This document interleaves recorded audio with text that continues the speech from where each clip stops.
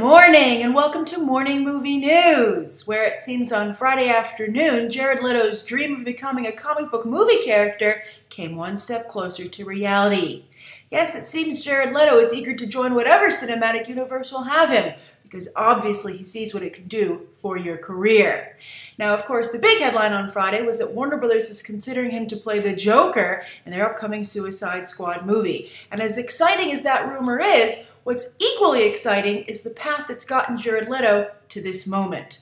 Now, I said he wants to just be any comic book character, and the reason I say that is because apparently Jared Leto went after the Doctor Strange role over at Marvel very aggressively, and we heard his name in contention for the role, but it's something that nobody ever got very excited about. I think that was kind of like the appetizer before the main course of Joaquin Phoenix, being up for the role. And when Joaquin Phoenix dropped out, word on the street is that in an uncool move, a surprisingly uncool move for Jared Leto, who seems very cool, he went back to Marvel after Joaquin Phoenix publicly dropped out and said, "You like me now?" And I guess Marvel said, "No, we still don't." And they went back to Benedict Cumberbatch, who some people are saying is too obvious a choice. And that had to sting, that Marvel would rather go with a choice that seems too safe and isn't as out of the box as they usually like to go, rather than reconsider Jared Leto. But he's not going to have to be standing alongside the side of the dance floor for too long, as he's caught DC's eye.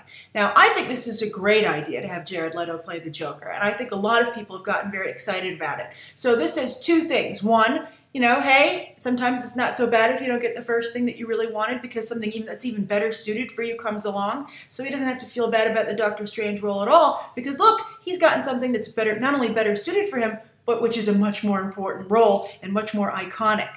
And the second thing is that maybe these leaks about potential casting aren't so bad after all, because the market has decided where they think Jared Leto fits best. When the name was floated out for Doctor Strange, nobody got that excited, which I'm sure factored into Marvel's decision to keep looking, even though Jared Leto was like, "Please give me this role."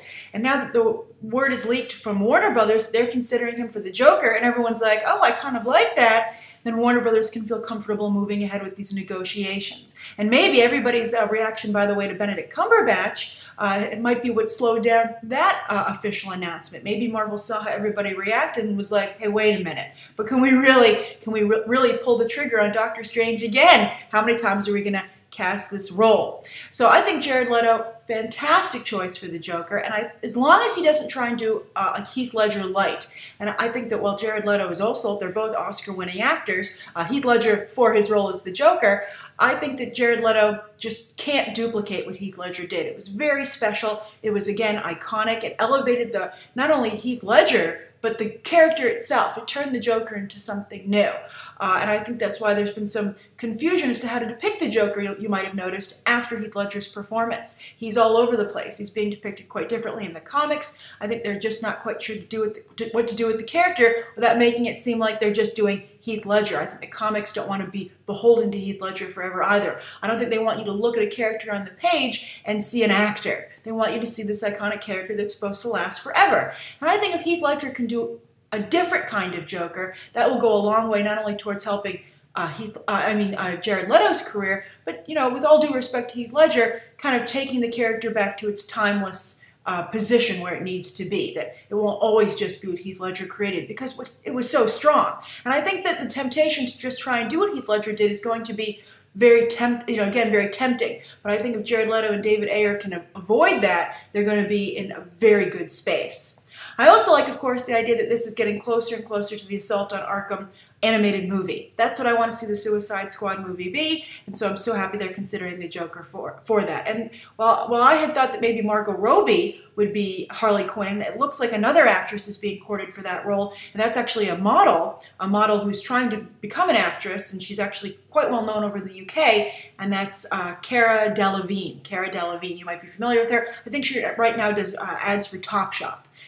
Right now in New York, they're playing some of them because they're opening a Topshop here. So she's up for the role of Harley Quinn. Jared Leto would be her Joker. They'd be a very punk rock Harley Quinn and Joker. But again, that could totally work, especially with the way the Suicide Squad is developing as a property. The only thing that I find a little odd is that Jesse Eisenberg is in talks to be in this movie as well, and that's creating Suicide Squad as almost a world's finest of villains. Lex Luthor has joined the Justice League, of course, recently in the New 52, but I think he rarely is with the Suicide Squad. So I would rather focus, the Suicide Squad is largely Batman villains. Occasionally a couple other villains join there, but, they're mostly in the Batman universe.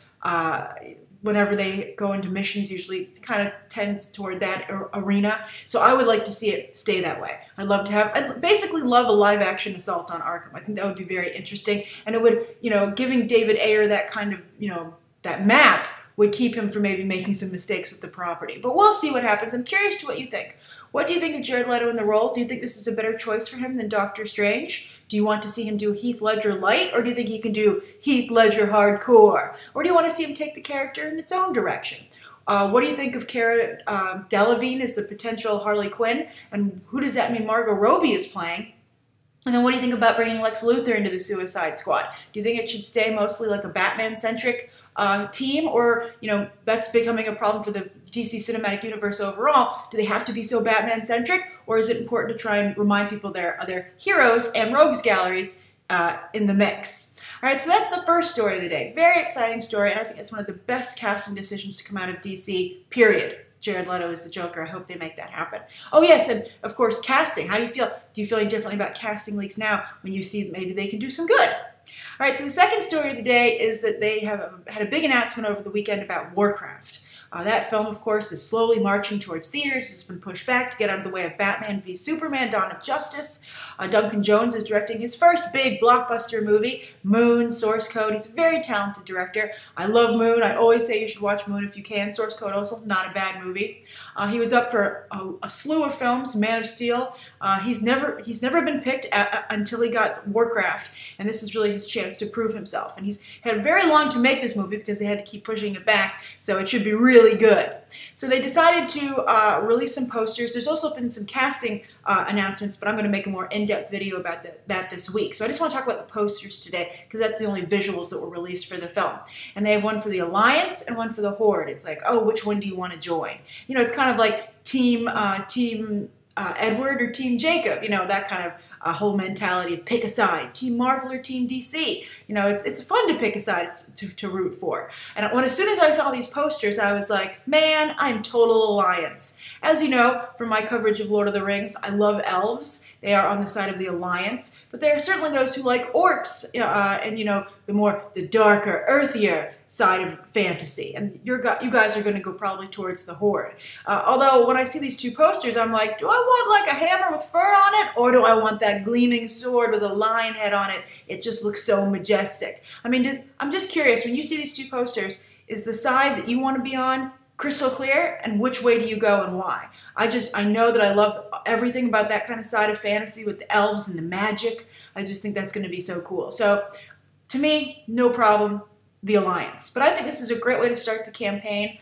They have a very slow burn until 2016 when the film is to be released, but I'm glad we're finally starting to see something. They had a motion graphic come out with just the title for Warcraft. I think, as I recall, a lot of people didn't like, they changed the logo from the games.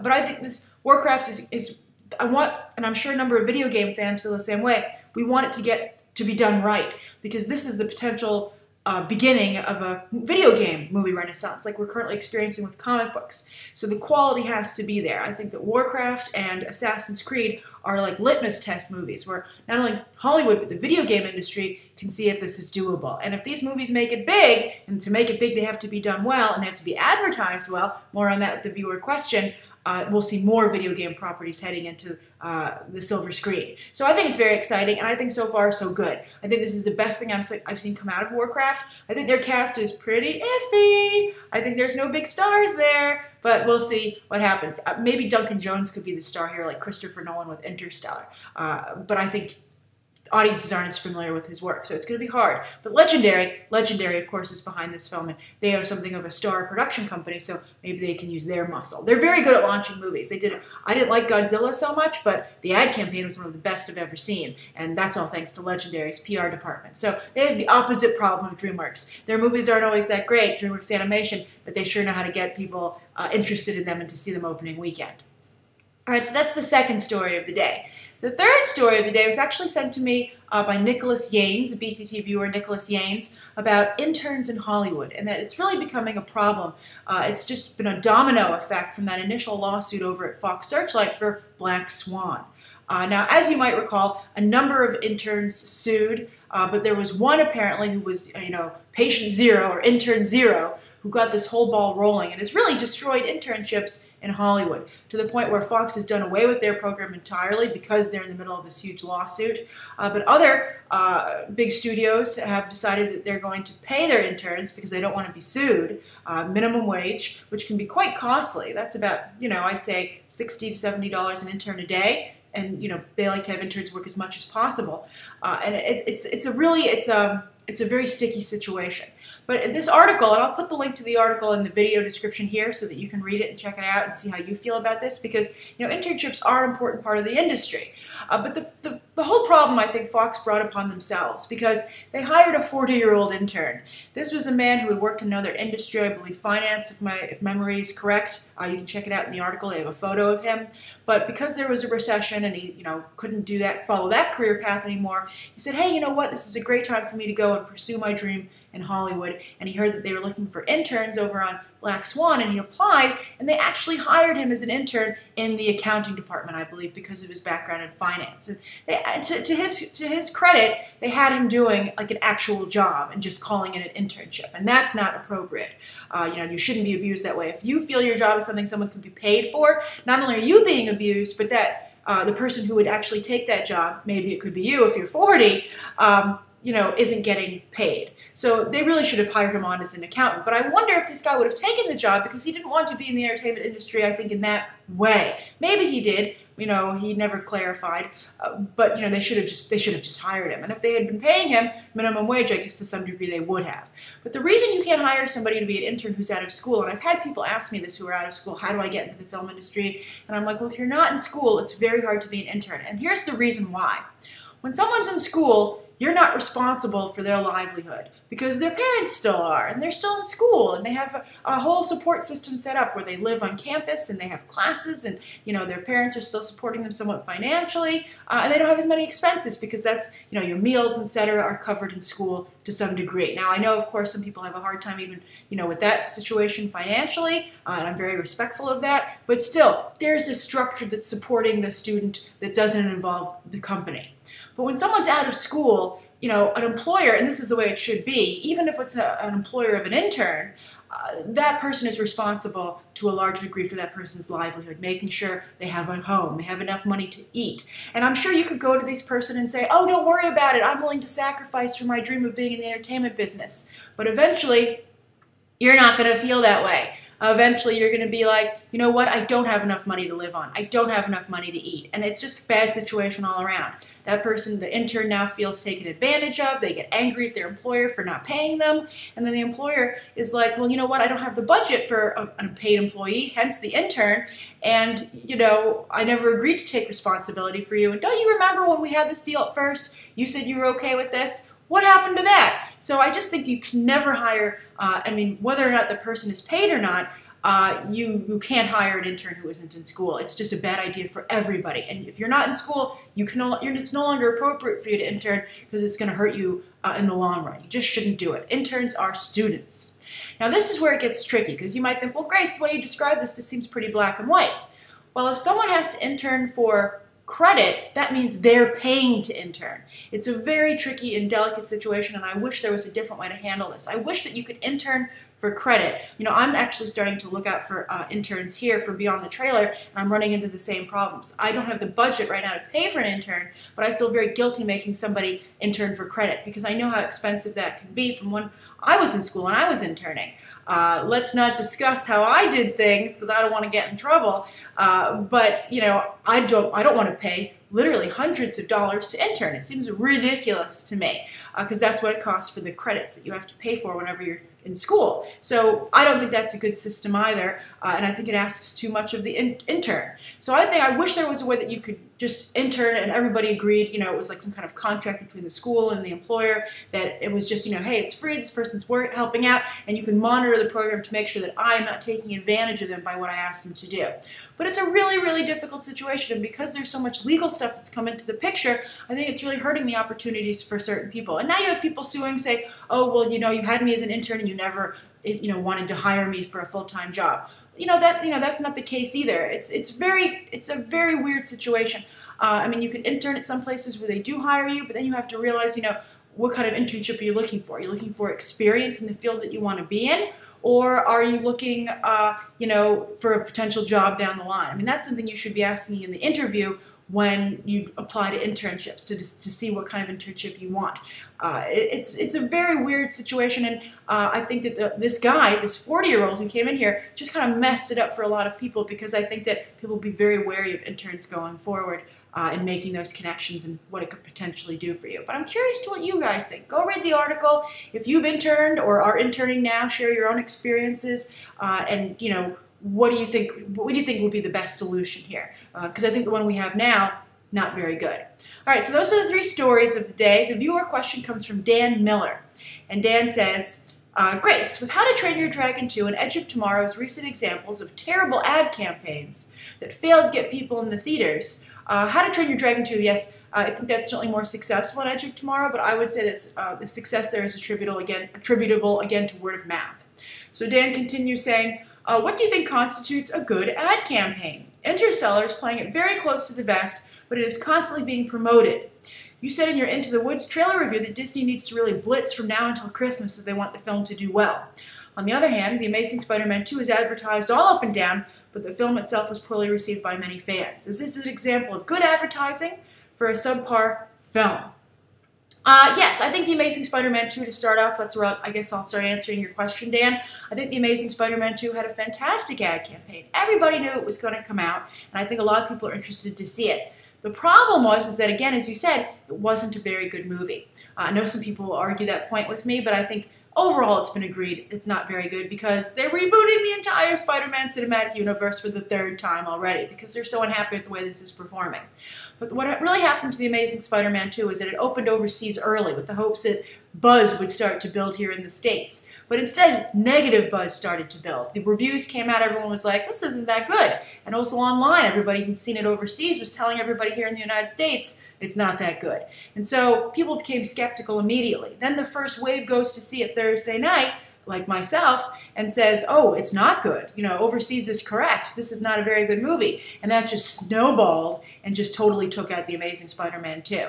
So that's just a great example of no matter how good your advertising campaign or how much money you spend, and for a movie like The Amazing Spider-Man 2, you're spending over $100 million to advertise something like that, it doesn't matter because if the movie isn't good, and we're not just talking about like serviceable. A movie that's serviceable, like Transformers 4, which delivers exactly what people expected, that does just fine. That's where the ad campaign can make a difference, and we'll get to that in a moment. But with the film that's actually a disappointment, nothing can save that movie. And actually it can burn even faster if you advertise it and make it such a big event because everybody just at once finds out how bad it is. And then it becomes kind of like something fun to talk about. Like, how bad is this movie? And I'm so disappointed about it. Especially when you have a comic book movie because the fan base is so vocal and so wants to discuss it and does so, voraciously. All right, so when could an ad campaign make a difference? Well, my thoughts on that are when a film is a medium, but it's not the best movie ever made, but it's a solid performer. That's, like Transformers 4. I always say another great thing about ad campaigns is when they manage expectations properly. And I think The Amazing Spider-Man 2 potentially didn't manage expectations properly. They made us believe it was a great movie. But I think, with Transformers 4, that franchise does a great job of saying, hey, you know what you're going to get, and we're going to give it to you, and that's exactly what it is. So the importance of an ad campaign for a movie like that is to make it seem like an event, where it's not so much just the movie that you're getting, but the experience of going to the theater, going with the sold-out crowd, going around a holiday, around 4th of July. that's a very important thing that's to do with that kind of an ad campaign, to make you feel if you don't go see this movie, you're missing a big event. Like think about a sports game. Sometimes the game's not so great, but it can be fun just to go to the stadium, be with your fellow fans. It's the same thing. It's the same kind of feeling that a movie ad campaign is trying to create, that event status around opening weekend. You have to go this weekend. It's going to be a lot of fun. So I think that's very important. That's why I've said that about Into the Woods. I have some concerns that Into the Woods maybe isn't a great movie, but if they can make everybody feel that this is the movie to see Christmas Day, this is what everybody's going to be seeing, this is the next Disney live-action fairy tale, well then maybe they can get some momentum for the film to make you kind of like a peer pressure bandwagon effect. That's kind of what they need to create, and I think that's a good ad campaign. Now as for an ad campaign sinking a good movie, that's when they misrepresent the film. And again, I said managing expectations. Well, if an ad campaign makes a movie look bad or leads this audience to make certain assumptions about a film that are untrue, in this case, I think they made Edge of Tomorrow look like it was Groundhog Day, the sci-fi version, and I think people were like, I don't want to sit through that. That's where it becomes a problem, where people don't go to the theater because they have a preconceived idea of what the film is, which is wrong. And so the ad campaign, again, it's managing expectations. And the ad campaigns for How to Train Your Dragon 2 and Edge of Tomorrow did a bad job managing audience expectations. So I think there's a couple ways to go to make sure you have to, for an ad campaign. If you have a really good movie, you have to make sure you let the audience know that you have a good movie. And if you have a bad movie, I think you need to manage expectations. Like, think about Ouija. They never said Ouija was a great movie. They just said it's a scary movie and it's Halloween. Very effective. So you have to manage expectations like that. And then you also have to make it seem like it's an event. Like if you don't go see this movie opening weekend, you're missing out. You are no fun. And I think that that's also a big part of ad campaigns. So that's that's my crash course and what I think how movie ad campaigns should be run. Thank you so much for your question, Dan. Everybody, write down below what you think of today's top 3 stories and the viewer question. Anything you'd like to see covered tomorrow, any questions that you might have. Thanks for watching. Bye.